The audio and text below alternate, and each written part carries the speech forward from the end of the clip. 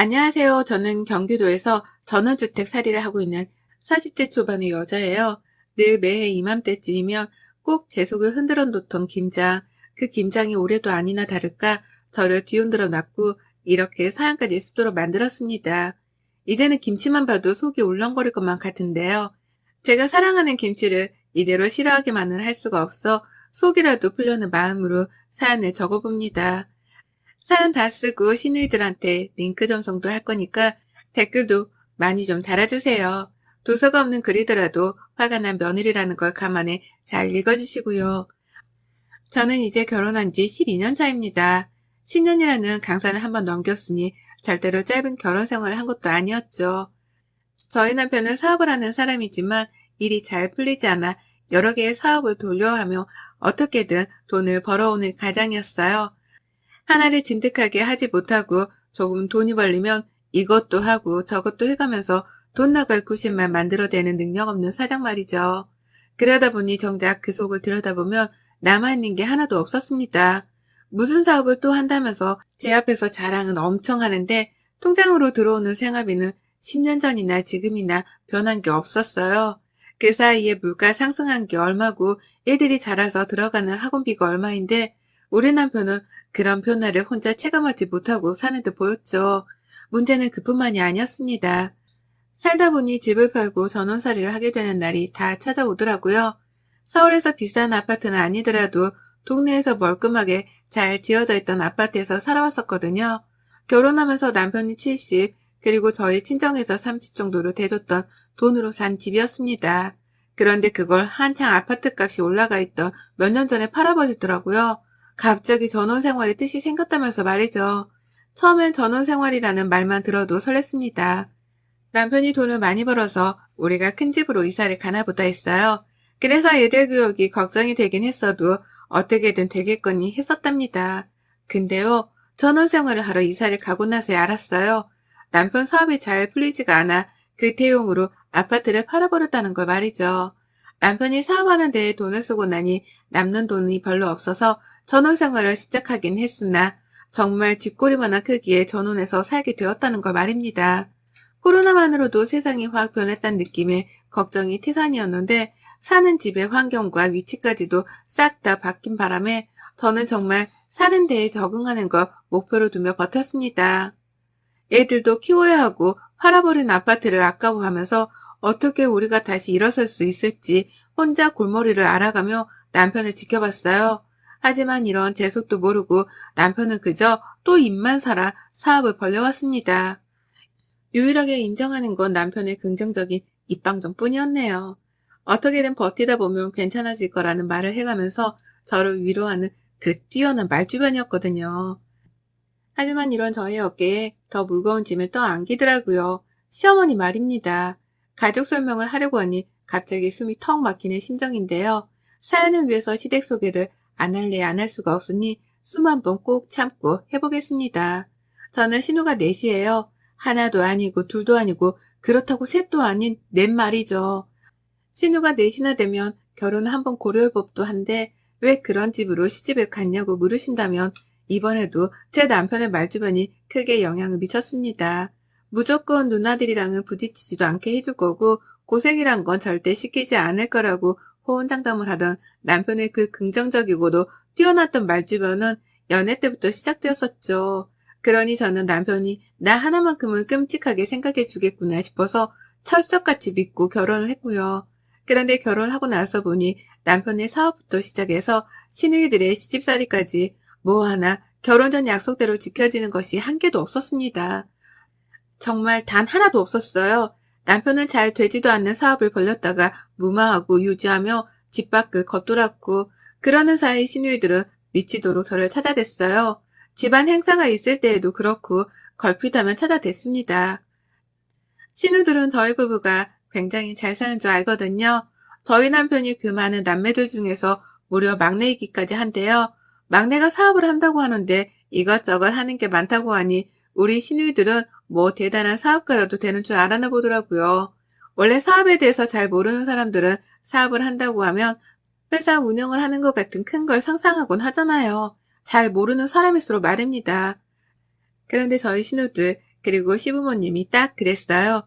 아는 게 하나도 없는데 막내 동생이 사업을 한다고 하니 얘가 진짜로 집안을 일으키기라도 할 상인가 보다 하며 진드기처럼 달라붙으려고 했답니다. 본인들 형편이 좋지를 못하니 남매들 중에서 사업을 한다는 저희 남편한테 들려붙으려고 한 거였죠. 사사건건 불러댔어요. 시부모님 생신 때는 두말할 것도 없이 당연하게 장남이나 막내 그리고 집안의 기둥인 저희 남편이 참석을 해야 했고 그 밖에 시부모님께 돈이 들어갈 일이 생기면 또 당연하게 불려 나갔습니다. 병원 가시는 것도 가까이 사는 신우가 한 번쯤 데려가다 병원비를 내줄 법도 하고 또 시부모님이 고기 먹고 싶다고 하면 나가서 직접 지불하고 자기 부모한테 사줄 법도 할 텐데요. 우리 시누들은 하나도 아니고 둘도 아니고 넷이나 되는 우리 시누이들은 모두 다 하나같이 당연하다는 듯 저를 찾았어요. 남편은 밖에서 사업을 하느라 바쁘고 정신이 없을 테니 집에서 가정주부로 살고 있던 저를 만만하다며 불러댄 겁니다. 늘 대신 계산을 하게 했고 당연하다는 듯이 저의 지갑을 훑어보는데 그렇게나 소름이 끼칠 수가 없었습니다. 어째 하나도 아닌 넷이나 되는 시누이들이 또 하나같이 거머리 같을까 싶어서 우습지도 않았던 거죠.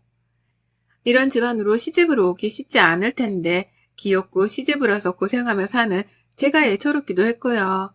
하지만 무엇보다 저를 힘들게 하는 건 바로 김장철이었어요.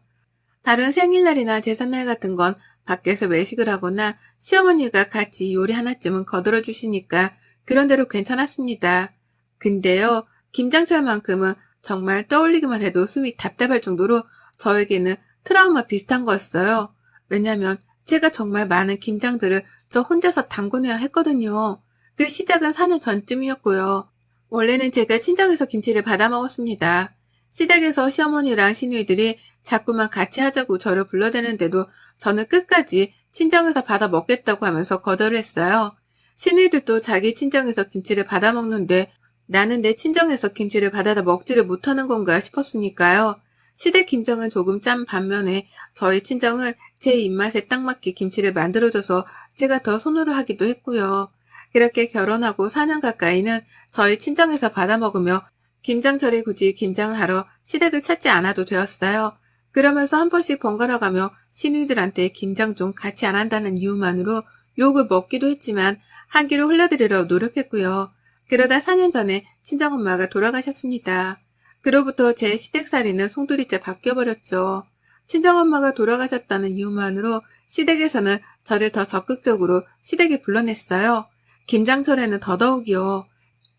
김장철이 아닐 때에는 외롭고 힘들 테니 와서 같이 밥 먹자며 불러내서 요리시키고 설거지시키며 고생은 다 시키더니만 김장철일 땐 작정을 했다는 듯 김장을 시키려고 불러내더라고요. 첫 1년째에는 시누이들도 다 같이 모여서 김장을 했습니다. 모임 장소가 시댁이었는데요. 시어머니가 전날부터 아예 자고 가라면서 주말부터 저희 가족들을 다 불러내서는 시어머니 따라서 같이 장도 보고 수육 준비도 하며 잔치 준비를 하듯이 일을 했어요. 그러면 시누이들은 모든 김장할 준비가 다 끝나고 난 후에야 시댁으로 하나둘 자기 가족들을 데리고 참석을 했죠. 집안에 사람들이 빼곡하다 못해 꽉꽉 차서는 발 디딜 틈도 없었습니다. 김장을 하자고 모인 게 맞나 싶을 정도로 시누이들은 김장을 하기는커녕 관심도 가지질 않았어요.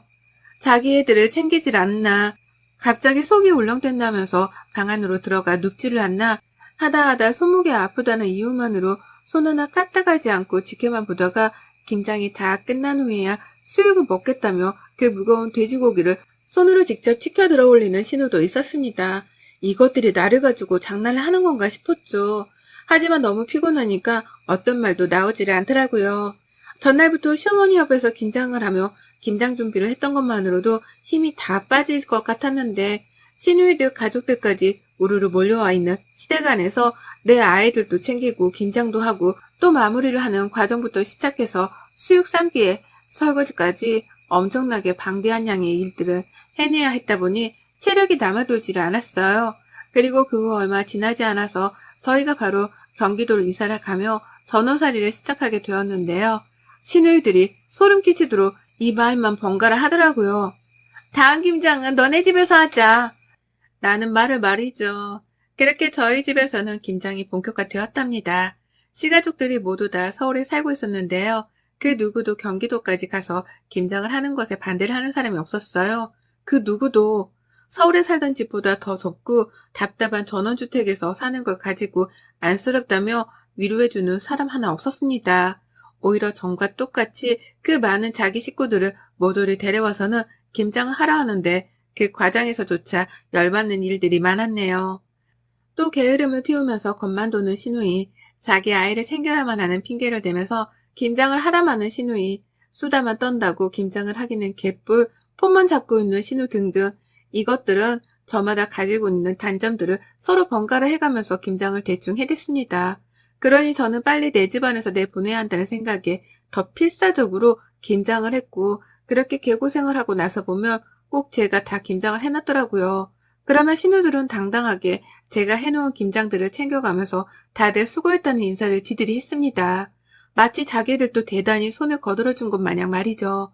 이것만으로도 저는 충분히 힘들었어요. 몸이 버티기 힘들었고 가뜩이나 남편이 하는 일 때문에 정신적으로도 버티기가 쉽지 않은데 김장만 하면 몸살까지 나서는 우울한 상태가 극도로 커졌죠. 그리고 바로 올해 제발 이번만큼은 어떻게 해서라도 저희 집에서 김장을 하지 않게 하려고 했습니다. 무슨 일이 있더라도 내 집에 시누이들이 우르르 몰려들어오는 그 꼴만큼은 안 보겠다며 남편한테도 몇 달 전부터 언지를 줬어요. 마누라 고생을 시키면 기분이 좋냐고 화를 내면서 말이죠. 남편도 분명 계속해서 화를 내고 힘들어하는 저를 보며 올해만큼은 김장을 시댁에서 다시 하자 하겠다며 제 편을 들어줬습니다. 그리고 저도 그런 줄 알고 이번 김장철은 아무것도 안 하려 했죠. 다만 김장을 사 먹는 게 아까워서 저 혼자 우리 가족 거를 만들려고 동네 슈퍼에서 배추 10포기 정도는 사놨고요. 그런데 저번 주말을 바로 하루 앞뒀던 금요일날 남편이 예고도 없이 그러더라고요. 누나들이 집에 온다는데? 배추랑 다 샀다는데? 라고요. 이 쪼다 같은 놈이 글쎄 누나들한테 집에 오지 말란 말도 못한 채 온다는 걸 오케이 했다는 겁니다. 김장을 자기 집도 아닌 제 집에서 하겠다며 지들끼리 배추도 사서는 준비를 마쳤다고까지 했네요. 저는 김장을 할 생각이 없다고 대답을 했으나 남편은 중간에서 어쩔 줄을 몰라 했고 신우들은 한사코 고집을 부렸어요. 김장철이 다 되도록 연락도 없고 이렇다 할 답이 없길래 우리끼리 배추를 다 샀다고요. 그러니 이제 와서 취소할 생각은 말고 후딱 김장 만들고서 해산이나 하자고 말이에요. 제가 하기 싫은 티를 팍팍 내면서 거절할 수 없던 비추니 그게 기분이 나빴던지 시누이들도 화를 틱틱 내더라고요. 그러면서 김장만 만들고서 후딱 해산할 테니 자기들을 시집살이 시키는 못된 신우로 만들지 말라는 말까지 했답니다. 정말 적반하장도 이런 적반하장이 따로 없었네요. 그리고 전 결국 무능하고 줏대없는 남편 때문에 시누이들을 다시금 제 집에 들이게 되었답니다. 맘 같아서는 당장이라도 집안을 뒤집어 놔서라도 거절을 하고 싶었지만 이미 배추를 100포기나 사놨다는 시누이들의 말, 이미 김장 준비 다 해놓고 한 달 전부터 우리 집에 올 계획을 세워놓고선 약속을 비웠다는 시누들의 말에 부담감을 100kg 정도는 떠안은 채로 시누들을 집에 들이게 되었어요. 그리고 시작되었죠. 며느리만의 단독 김장 퍼포먼스가 말이에요. 다 같이 하는 줄 알았습니다. 오지 말란 티까지 냈는데 집에 오겠다고 하는 걸 보면 적어도 김장하는 걸 옆에서 도와주기라도 할 줄 알았어요. 그런데 도와주거나 도와주라는 척을 하기는 개뿔. 이것들이 작정이라도 한 듯이 김장을 안 하더라고요. 김장을 하려면 배추를 소금에 담궈놔야 하잖아요. 배추를 절이지도 않으면 그게 무슨 김치겠어요. 그런데 신우들은 새 배추를 가져와서는 저한테 소금에 절여놓으란 심부름부터 시켰어요. 신우들이 한 건 배추를 씻어주기만 한 것뿐이었고요. 그렇게 저는 얼떨결에 또 김장을 빨리 해줘야겠다는 생각 하나만으로 배추에 소금을 절이기 시작했고 그게 절여지길 기다리는 시간 동안 시누이들이 내 집안을 해주고 다니는 걸 구경해야만 했습니다. 소금 뿌리고 절여지는데 거의 6시간 정도 넘게 걸렸는데 그 과정에서 시누이들은 그냥 제가 주도하는 김장을 옆에서 깨작거리며 도와주기만 했죠. 누구 하나 그 무거운 배추들을 직접 나르거나 물기를 짜낼 생각은 안 하더라고요. 다 제가 하는 걸 구경만 하다가 한 번씩 이러다 하루 종일 김장하겠다 라는 말을 거두며 잔소리만 던질 뿐이었답니다. 거기서 저는 이미 몇 번이고 화가 나 분노가 차오르는 상태였죠. 그리고 저는 그날 밤 12시를 넘겨서야 김장을 모두 다 끝냈어요. 그 사이 무슨 일이 있었는 줄 아세요? 신우들은 절여진 배추에다가 제가 직접 만들고 섞은 김치 속으로 어떻게든 김치를 만들긴 만들었는데 지들 거 몇 포기만 만들고서는 힘들다고 하나둘 나가 떨어지더라고요. 아무도 끝까지 이 많은 배추들을 책임지고 김치로 만드는 사람은 없었습니다. 급기야 자기들은 배추를 사왔으니 김치를 담그는 노동은 제가 당연하게 해야 한다는 말까지 하면서 지들끼리 TV 앞에 가서 앉더라고요. 사오라는 말을 한 적도 없는데 지들이 멋대로 사와놓고서는 저한테 김치를 담그라 하다니 화가 나서 거칠어지는 숨소리에 괜히 걱정이 되었던지 남편은 뒤늦게야 나서서 저를 도와주긴 했어요. 하지만 김장을 담그다 보니 눈물이 차오르는 걸 어쩔 수가 없었습니다. 그리고 결국 김장을 12시가 넘겨 끝을 내고 난 후 제 집 거실에 널브러져 잠이 든 시누이들과 그 가족들을 보며 저도 모르게 결심을 했죠. 내가 지금 당장에 죽는 한이 있더라도 이것들하고는 평생 안 보기 위해서라도 쫑을 내야겠다고 말이에요. 다시는 이것들과 마주보지 말아야겠다고 말입니다. 어떻게든 빨리 해치워서 내 집안에서 나는 김치 냄새라도 빼려고 서두른 건데 정신을 차리면서 김치를 만들고 있다 보니 모두가 잠이 들었던 그 한밤중 저는 혼자서 김치만큼이나 시뻘거진 제 얼굴을 다독여가며 그 모든 분노를 평생의 인내심을 가지고서 참아냈어요. 그리고 다음날 아침 저는 시누들이 사오고 담그지도 않은 그 100포기의 배추들을 모조리 다 콩알만한 집 앞 마당에다 버렸습니다. 네, 저희가 따로 잔디를 심은 것도 아니라서 완전히 흙바닥밖에 없는 마당이었는데요. 그 마당에다가 제가 기껏 고생하고 피땀 흘려서 만들었던 그 배추 100포기를 아낌없이 바닥에 버렸어요.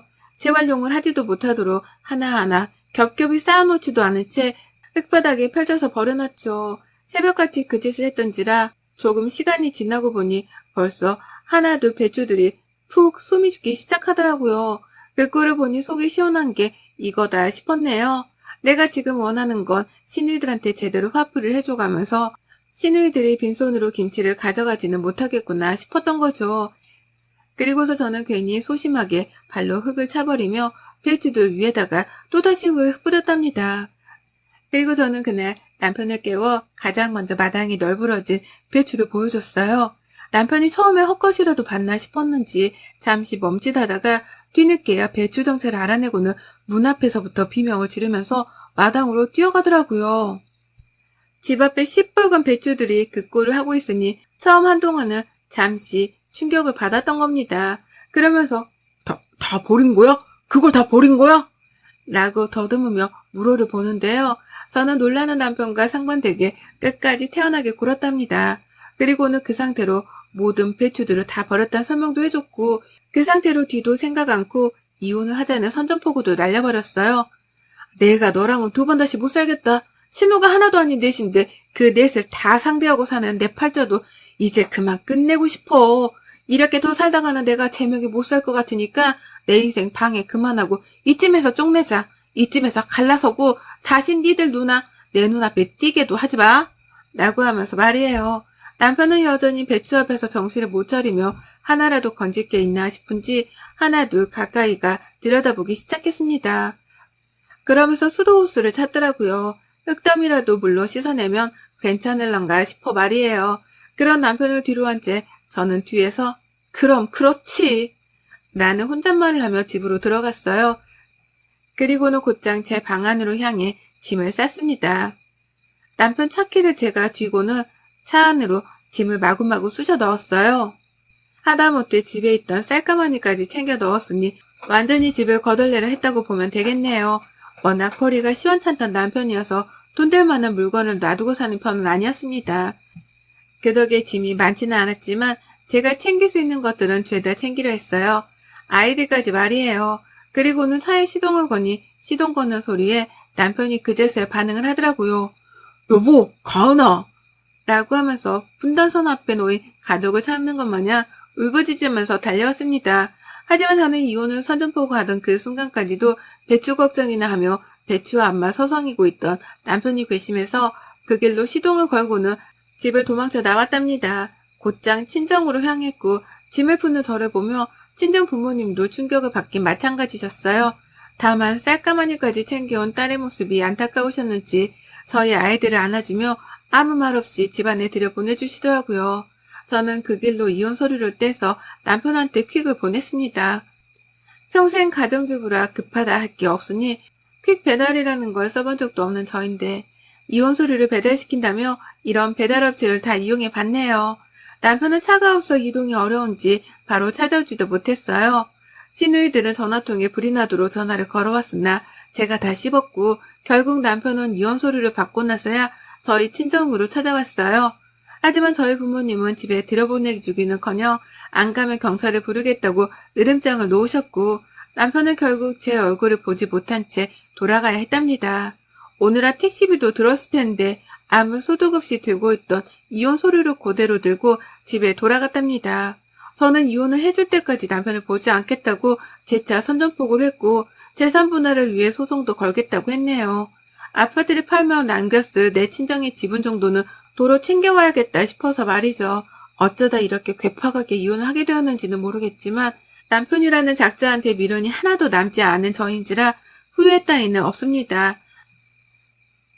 하나 있다면 아이들한테 상처를 준 것이겠으나 아이들한테도 이런 고모들이나 아빠랑 같이 섞여 지내느니 저랑만 사는 게 훨 이로울 거다 싶네요. 김장 덕분에 시댁 식구들은 걸러야만 하는 인간들이라는 거 오래전부터 배웠는데 이제서야 행동으로 옮겨 이혼하려 하는 저를 기특하다 칭찬해주고 싶습니다. 아직 늦지 않았으니 이제라도 정신 차리고 시댁, 아니 시누들하고는 정말 평생 쫑 낼랍니다. 여러분의 생각은 댓글로 남겨주세요. 오늘도 시청해주셔서 정말 감사합니다.